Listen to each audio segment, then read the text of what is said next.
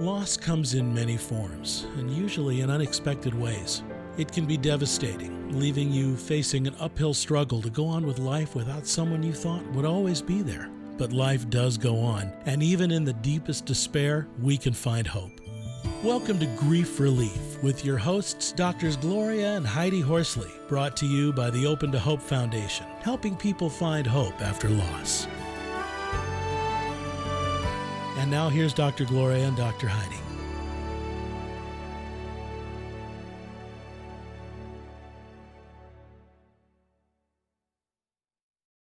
Welcome to the Grief Relief Show. I'm your host, Dr. Gloria Horsley, with my co-host, Dr. Heidi Horsley. Well, Heidi, we've got a pretty intense show today, and a really important show, and a show that's going to let people know how they can be advocates if they've had a loss and what they can do to help the world and move it along, even though they've had a tremendous tragedy. Yeah, I agree with you. I'm really interested to bring what's going on to people's awareness, and we are talking about making meaning after loss at Golden Gate Bridge today. And we have a couple of guests who unfortunately had a tremendous tragedy. Each one of them has lost a child on the Golden Gate Bridge. And one is Sue Story and her son Jacob died at the bridge, and David Hull and his daughter Kathy. So we'll be talking to them about what's going on the bridge and what they're doing to advocate to make the Golden Gate Bridge a safer place. And then we're going to have Ron Harder, a good friend of ours, whose son Zach died not at the bridge but had in an accidental death, and we'll be talking to him about what he's gone on to advocate for the world, and he's going to talk about an exciting cruise that people are going to take to be able to find hope. Yep, and Ron is also the host of the radio show Hope Healing and Help Radio, and we've been guests on that, and he is also here to bring awareness to people's lives and to help them find hope after loss. So we have three really big advocates today, and all three of these people have had children that have died, and they've gone on to transform their lives and help all of you out there who don't know how you're going to find hope, find it again, and to not only survive your losses, but to thrive. All right, so let's get started. First, we've got David Hull here. Hi, David. Hi, David. Welcome. I really appreciate your coming today, and Sue Story. Hi, Thank you Sue. for inviting us. Now, the reason we've had you both on today together is because you are very involved with trying to get some safety onto the Golden Gate Bridge, right? You want to talk about it first, David? You're co-founder of the Bridge Rail Foundation. Right. We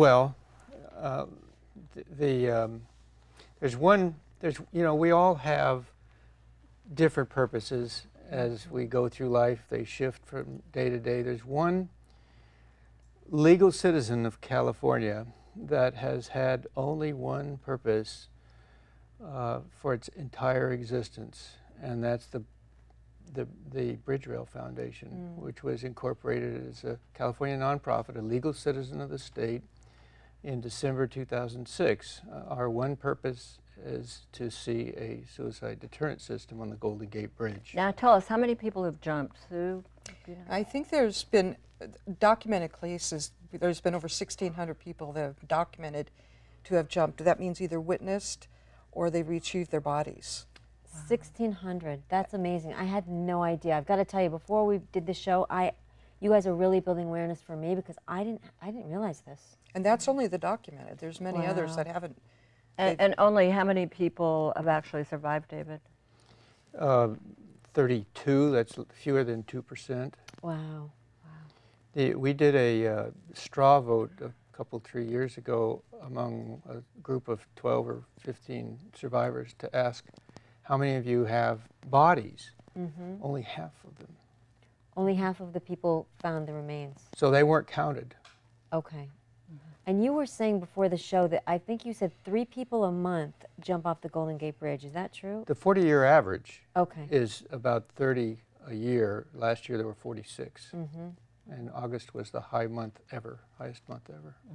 And I was wondering, now your daughter, how long ago was it that you lost her, Kathy? It was coming up on 11 years this October 26th. And how about you, Sue? Jacob died November 22nd, 2010. Wow. So actually I'm newly bereaved. You know, it's so interesting to me because before you had these terrible losses of your kids, you didn't know anything about probably what was happening at the bridge or a foundation or anything like that. And now here you are advocating. And I know you said that you walk the bridge sometimes. Yeah, well, since my son died, one thing I did is when my son died, I thought my life was over. I didn't think that I had anything to live for. And I found the Bridge Rail organization, and I connected with them. And I realized that my son's life can't be saved. So all I could do is reach out and try to save other people. So I do what they call Bridge Watch. And there's a couple of us that go back and forth on the bridge just watching to see if anybody's suicidal. And so far since I've done it, and I've probably done it 10, 15 times, there has been only one person that we found that was a possibility of suicide, that was suicidal. That's pretty amazing, given that you've only done it 10 or 15 times that you found somebody as you were walking and possibly helped save their life. Yeah. Now, David, talk a little bit about where you are with the bridge rail. It's a time when maybe actually there'll be nets, right? And what does it look like? I know you've been advocating for how long for this? Well, since December 2006, and there have been a number of checkpoints here. In 2008 was the first major checkpoint when the Golden Gate Bridge District reversed 70 years of non-policy and approved construction of a bridge, of a suicide deterrent system, with the caveat that the money had to come from outside their budget. And it's not a small amount of money, is it? How much is it? Well, in 2008 it was 50 million, then it went to 66 million. There's talk now that it would be higher. Yeah, so we're talking about a lot of money, but as I watched a video that you were on, and you were making the comment that if people were jumping off another building in San Francisco, they'd be doing something about it right away, and here they know, and it's kind of remarkable because don't they have cameras, and they even have boats that they get in touch with if somebody jumps, is that right? You know, the Bridge Rail is the 8th volunteer effort to get a suicide deterrent system on the bridge. The 7th effort compromised accepting cameras, video cameras, patrols, and a hotline. And the report from the Marin County coroner, who's charged with receiving the bodies, was that did not change the 40-year average at all. Wow. And as you, Sue, and David know, and we've talked about this before the show, the research shows, and you know this, that if you put up a deterrent somewhere, for example, if someone is going to go to the bridge and jump and there is a deterrent there, you know, they won't go somewhere else, which I think is interesting. So it does save lives. Oftentimes they fixate on a certain mode of suicide, whether it be the Golden Gate Bridge or by another means. My son, he fixated on the Golden Gate Bridge. I'm sure that he knew exactly where he had to go to jump to not survive. I believe if the net was there, he'd still be alive. Right. Would he have jumped in the net? Probably not. He probably would have sat down and started to ask for help. But we don't know. But the fixation, it's the fixation on this certain mode of suicide. And also, a friend of mine, David Rosen, actually did a study on this over about 40 years ago and interviewed people who survived, a very small number, and they were all sorry on the way down. Yeah. I like to make the distinction between suicide prevention and suicide intervention. Suicide intervention is necessary when suicide prevention, mental health and so on, fails, or there's no access for the individual. You have to have a physical intervention there, and that's been the result of the 40 years of empirical studies around the world. Restriction of access to lethal means is the most effective intervention. And so, David and Sue, I'm wondering, has your advocacy work and everything you've done helped you to find hope again after your losses? You know,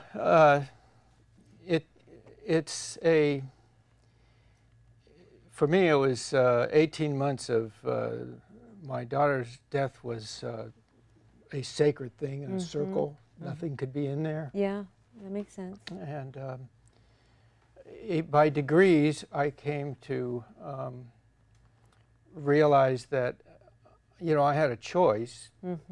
First choice was live or die. Right. But beyond that, it was bury it or integrate it. I like that. And I decided that I had I had to integrate it into my life. And then at one point, my shrink said to me, David, you're doing well, but I would like to see you recover the joy of life. And that kind of was permission to go back into a full life. Wow. How about you, Sue? I You're think a little earlier. I'm a little earlier, and I think what it is for me is I can't bring my son back. Right. I could win all the lottos for the next 20 years and it won't bring my son back. But I can make a difference in one person's life. And that one person's life affects hundreds and thousands of people. A very intelligent man told me, Steve Fugate says, my life does not belong, or your life does not belong to you, it belongs to the world. It belongs to everybody. And so as I think about it, I think about working with Bridge Rail, saving those people that will go to that bridge to jump and they'll not be successful because we get that net in. That's incredible. That's great. And I know you go in large groups to meetings and do all sorts of things, and we're going to be showing in a minute a picture of what you do at Chrissy's Field with the shoes, putting out shoes of people, all the people. How often do you do that, and what other kinds of things do you do? We do shoes exhibits of 1,600 pairs or more to represent the number, the known number. In all sizes, we do shoes exhibits ranging down to tabletop size. And we also encourage people, whether they've lost someone or not, if they feel that the bridge needs a suicide deterrent system, to go to the bridge board meeting and take their 2 minutes or 3 minutes of public testimony and just say as much to the board. Another thing that we do is this year on the 21st on Solist, we go to Baker Beach and we write every name of everybody that has jumped from that bridge and not survived. We write that name in the sand. We get a stick and we write their names in the sand. We've got somebody that's collected all the names, and we write their names in the sand because they have to be remembered. I love that. So you write them in the sand, and then when the tide comes up, it gradually washes them away. Yes, and last year it was on Jacob's birthday, and it was very powerful to say that water took my son. Right. But I know that I have to stand up and do something about it so it doesn't happen to other people's sons. Right. I feel like that Kathy and Jacob are doing as much in their death as they're doing in their life. I feel like they are the guiding lights here, and that they are moving this forward, and you guys are just doing incredible things. And like you said, you don't even know your impact, because I think it's enormous. You're saving lives and building awareness for what's going on. Absolutely. Let's talk a little bit about Kevin Hines, because I want to talk a little bit about people who do survive because of what he goes around and says. He talks about mental illness, and we believe a lot of the people that jump from the bridge have mental illness or are suffering some depression or something like that. And I know he speaks about it. And one of the things that I thought was interesting, he said it's 4 minutes, right? I mean 4 seconds. 4 seconds. Yeah. Until you hit the water, you have 4 seconds. So when you jump, it's 4 seconds. Yeah. That's very quick. And then you hit the water at approximately 75 miles an hour. Wow. Oftentimes, I got my son's autopsy back. I'm one of the people that they found his body. The damages inside his body were tremendous. Everything from cracked ribs to broken clavicle to broken pelvis. But I think the thing that hurt me the most is he drowned. Right. Wow. And I know that what do they have boats that go around there and pick people up, or no? Not patrolling, and they don't send them out, even if you don't necessarily send them out, even if you find a car in a lot with a note in it. Oh my God. Wow. So that's We were called by the bridge sergeant saying, "Did you lose your cell phone?" Because they found Kathy's cell phone on the steel beam outside the railing. Oh, wow. And they called the home number. Now, excuse me, but if I saw a cell phone on a beam outside, I wouldn't assume somebody dropped their cell phone. I'd assume I should call the Coast Guard and send a boat out. Right. And Jacob, the patrol saw Jacob twice. He drove by him going northbound and saw him. went southbound and saw him, and then when he came the third time, he was gone, and they didn't send the Coast Guard out looking for him. His body was found the next day around on Stetson Bay. Wow. So let's say this again. How many people are jumping off the bridge? How many have? Over 1,600 known. Right, and that was at the very beginning of the bridge, which was in what year? 1937. Within 3 months was the first suicide, a World War I veteran. We know his name, Harold Waber. Wow. So that was the beginning, and now it is how many people? One every other week, one person? The 40-year average is unchanged by the last year, which was one of the highest years ever at 46. The 40-year average is 30 to 33 a year, 34 a year. And the documented cases last year, the month of August was the highest ever, and that was 10 documented cases in the month of August alone. Now, would you have a suggestion for people if they want to get involved in helping you? Well, my suggestion is you can go to depends on what you want to do, of course, but if you want to go tell the Golden Gate Bridge Board that you think there should be a suicide deterrent Now remember, system. this is going to show all over the United States, so they could email them. Sure, Yes. they could email them.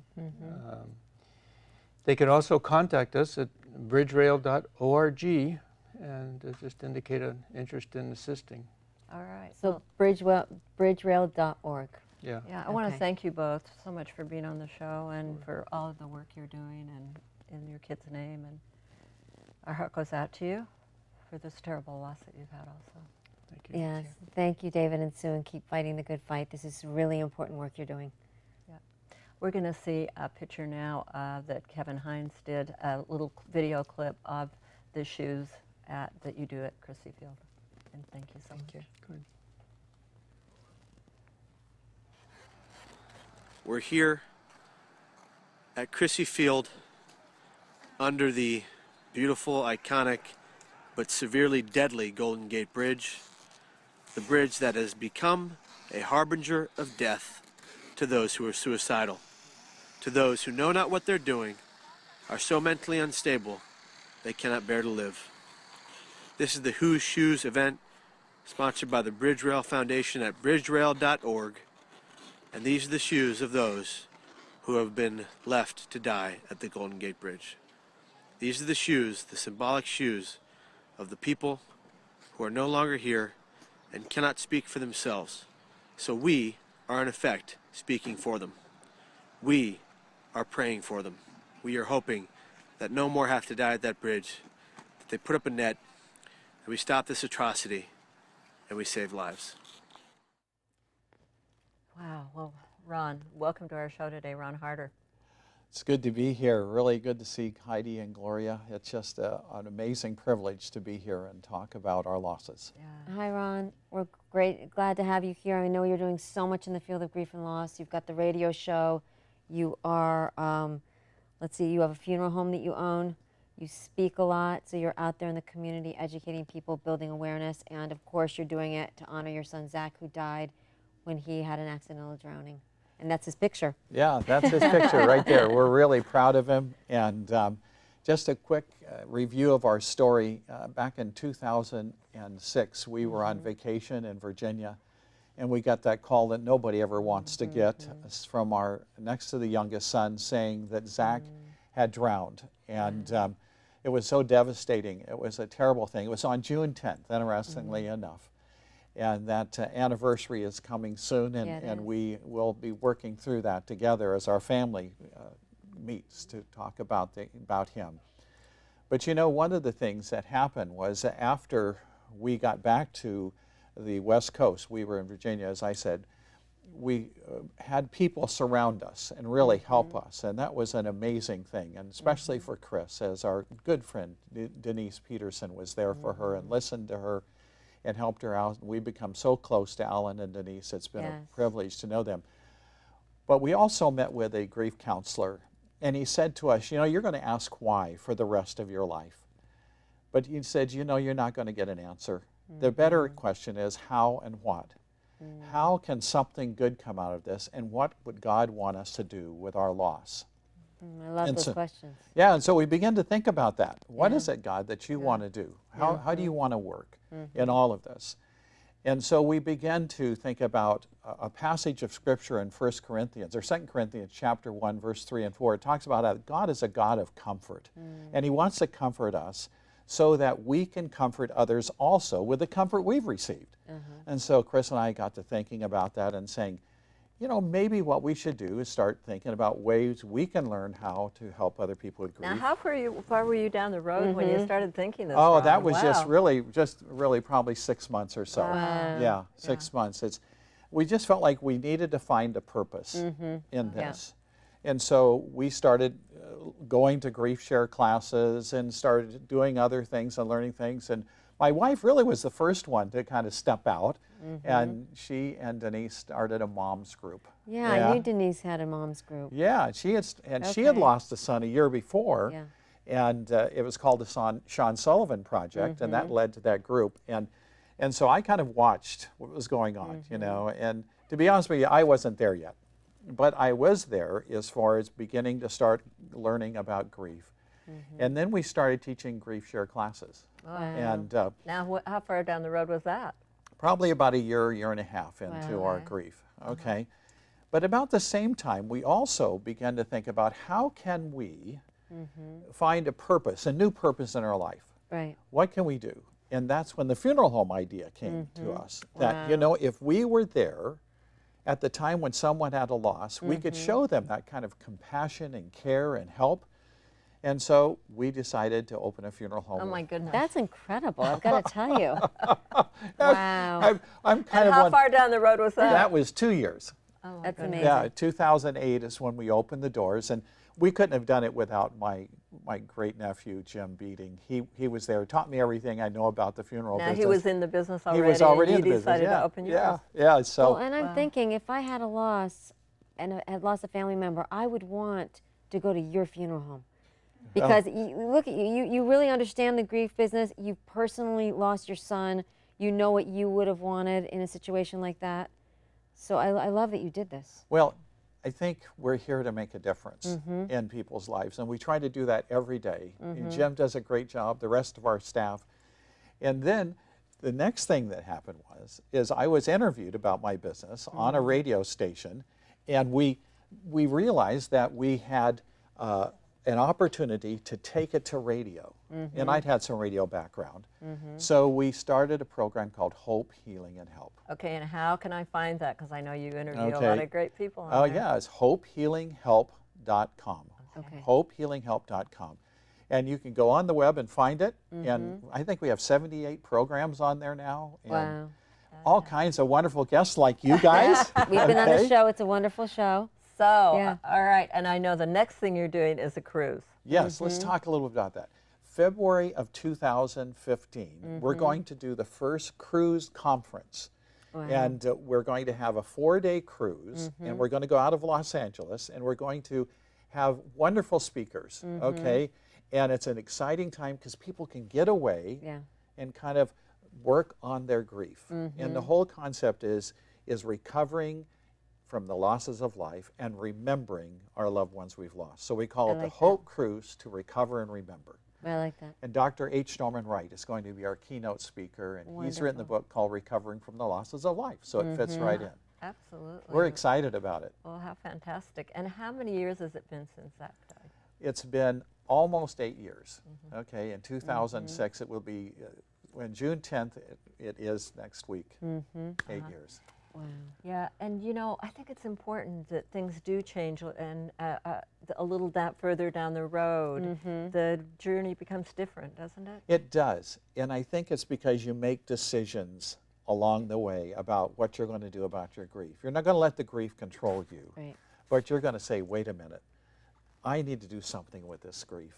I need to see something positive come from it. And I see that whenever people find a purpose, Yes. invariably they move on from mourning to joy.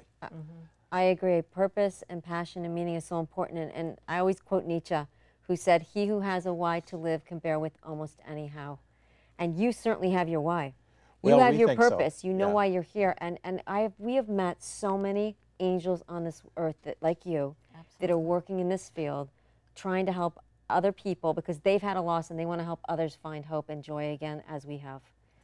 You know, Love and what you're it- doing. and it's Ron, there. and thank you so Love what much. you're doing, Ron. Yeah, we Thank love you what so you're doing, much. and thank you so much for being Well, on the it's show just a today privilege and to be here. for everything you're doing. Thank you. I know Zach's up there cheering, going, "Yeah, Dad, go." I know he would be too. And Heidi, haven't we had a great show with these wonderful advocates on today? And Absolutely. I mean, just going through horrendous things that Yes. have found some way to find some purpose and some Absolutely. meaning And they've transformed their lives, and that's what it's all about. and helping other people. Yes. It's amazing. So we hope that you'll have some inspiration from this show today and find that little piece for yourself where you can make a difference in the world, even though we know you may have had a tremendous loss. And God bless.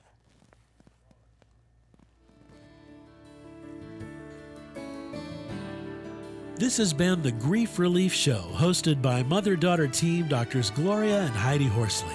This show has been brought to you by the Open to Hope Foundation, helping people find hope after loss. Be sure to visit opentohope.com, where you can listen to radio programs, watch Open to Hope TV, read articles, and view books. You can also join Dr. Gloria and Dr. Heidi on Twitter and Facebook and put your events on their international calendar. Thanks for watching, and remember, others have been there and made it, and you can too.